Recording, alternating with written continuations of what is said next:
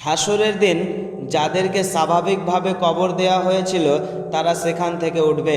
যারা আগুন বা বিমান দুর্ঘটনায় মারা গিয়েছে তারা সেই ছাইগুলো থেকে উঠবে, এবং যারা পানিতে ডুবে মারা গিয়েছে তারা সেই পানি থেকে উঠবে আর বলতে থাকবে আমাদের ঘুম ভাঙালো কে।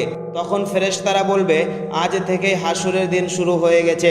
তখন জমিনকে আল্লাহ তাআলা তামা বানিয়ে দিবেন, সূর্যকে ফেরেশতারা মাথার 3 ইঞ্চি উপরে নিয়ে আসবে, ফলে মানুষের মাথার মগজগুলো ভাতের ফেনার মতো উতলাতে থাকবে এবং কান ও নাকের ছিদ্র দিয়ে পড়তে থাকবে।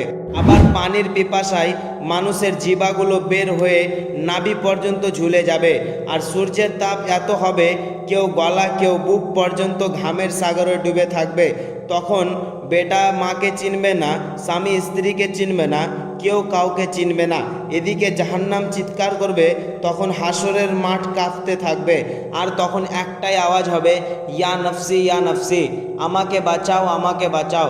আল্লাহ তাআলা যেন আমাদের সকলকে জান্নাতবাসী করেন।